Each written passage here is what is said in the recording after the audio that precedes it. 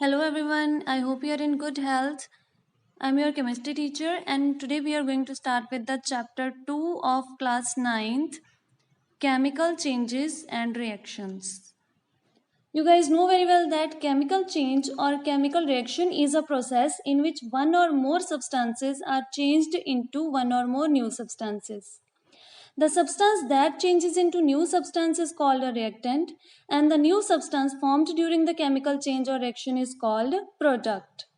And a chemical change is always accompanied by an energy change. Either the energy is evolved or it is absorbed during the chemical reaction. So we can say that when one or more substances undergo a chemical change with the absorption or evolution of energy to give new substances, this change is called a chemical reaction.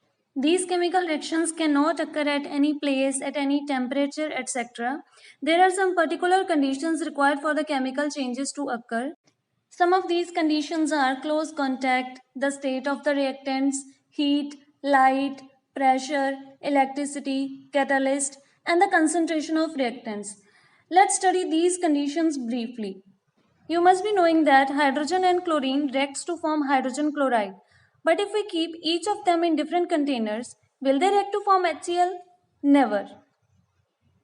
Hydrogen और chlorine को combine होकर hydrogen chloride बनाने के लिए close contact में होना चाहिए. So this is very clear that a chemical reaction occurs when a substances are brought in close contact with each other.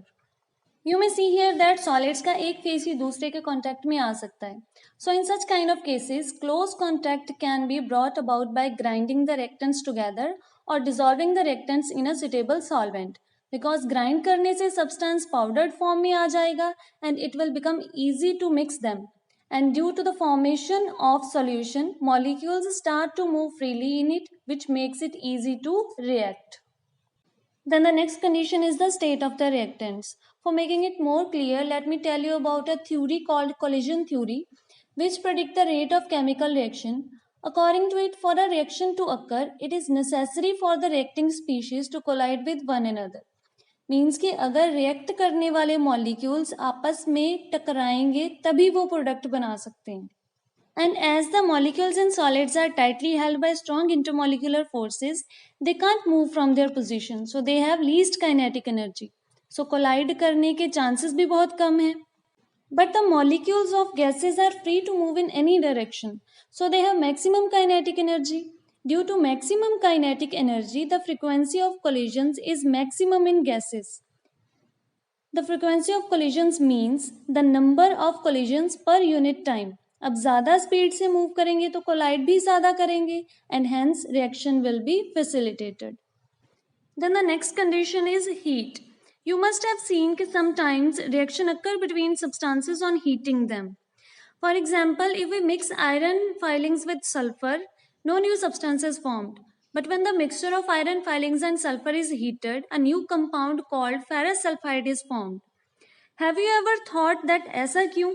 Actually, when we heat, energy is given to the substance. So its kinetic energy is increased, and if kinetic energy increases, number of collisions are also increased. अब ज़्यादा speed से move करेंगे तो टकराएंगे भी ज़्यादा, which results in increasing the rate of chemical reaction. And it is observed that for a 10-degree rise in temperature, the rate of reaction is doubled. The fourth condition is light. Some reactions require the presence of light to occur. For example, if we mix hydrogen and chlorine in dark, they'll never react. But if the mixture of hydrogen and chlorine is placed in sunlight, it reacts together to form hydrogen chloride. Same is the case with photosynthesis, which only occurs in the presence of light. Then there are some reactions in which the reactants require pressure to be applied to get converted into products.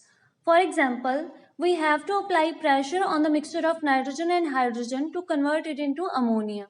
Also, for the formation of sulfur trioxide from sulfur dioxide and oxygen, 1 to 2 atmosphere pressure is applied on. Then for carrying out some reactions, we have to pass electric current through the reactants.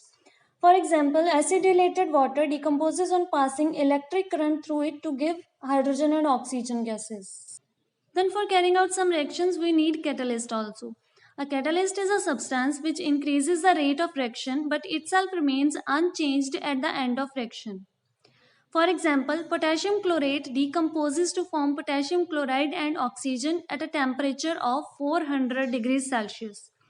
But in this reaction, if we use manganese dioxide, this reaction can occur at 230 degrees Celsius only. Here, manganese dioxide acts as a catalyst. Then the eighth condition is the concentration of reactants. Suppose if we have 5 molecules of reactants, then these 5 molecules will collide and accordingly the product will be formed. But if we have 1000 molecules of reactants, then 1000 molecules will collide to form more amount of product. So we can say that if the concentration of reactants is increased, means if the amount of reactants is increased, the number of collisions will be increased, which increases the rate of reaction.